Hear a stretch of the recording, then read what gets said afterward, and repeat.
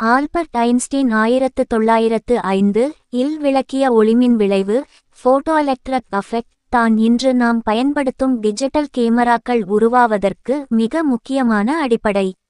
இதை எளிமையாக கீழே பார்க்கலாம். 1. ஒளிமின் விளைவு என்றால் என்ன? பொதுவாக ஒளியை ஒரு அலை வேவ் என்றுதான் கருதினார்கள். ஆனால் ஒளி என்பது போட்டான்கள் ஃபோட்டான்ஸ் எனப்படும் சிறு ஆற்றல் பொட்டலங்களாக வருகிறது என்று ஐன்ஸ்டீன் கூறினார்.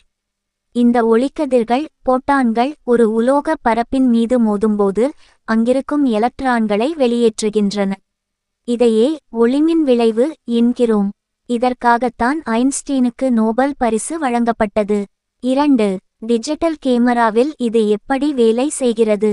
டிஜிட்டல் கேமராவிற்குள் பிலிம் ரோலுக்கு பதிலாக ஒரு இமேஜ் சென்சர், எடுத்துக்காட்டாக சிசிடி அல்லது சிமோஸ் சென்சார் இருக்கும்.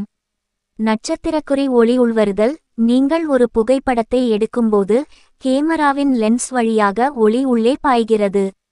நட்சத்திரக்குறி போட்டான் மோதல்.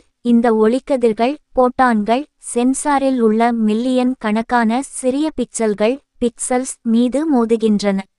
நட்சத்திரக்குறி எலக்ட்ரான் உருவாக்கம். ஐன்ஸ்டீனின் தியரிப்படி ஒளியின் ஆற்றலால் அந்த பிக்சல்களில் இருந்து எலக்ட்ரான்கள் வெளியேறுகின்றன.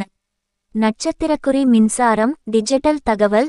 வெளிச்சம் அதிகமாக இருந்தால் அதிக எலக்ட்ரான்களும், வெளிச்சம் குறைவாக இருந்தால் குறைந்த எலக்ட்ரான்களும் உருவாகும்.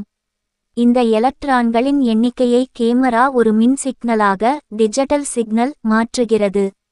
இறுதியில் இந்த மின் சிக்னல்களை கொண்டுதான் ஒரு அழகான டிஜிட்டல் புகைப்படம் உருவாகிறது. சுருக்கமாக, ஐன்ஸ்டீன் கண்டுபிடித்தது ஒளி, ராய்டாரோ மின்சாரம், எலக்ட்ரான், டிஜிட்டல் கேமரா செய்வது, ஒளி, ராய்டாரோ சென்சார், ராய்டாரோ மின்சாரம், ராய்டாரோ புகைப்படம். விடப்பெரிது குறிப்பு: ஒளிமின் விளைவு இல்லை என்றால் இன்று ஸ்மார்ட் போன், கேமராக்கள், சோலார் பேனல்கள் என எதுவுமே சாத்தியமாகி இருக்காது. விடப்பெரிது டிஜிட்டல் கேமராவின் மெகாபிக்சல் அல்லது சென்சார் அளவு பற்றி மேலும் விவரங்கள் தெரிந்து கொள்ள வேண்டுமா?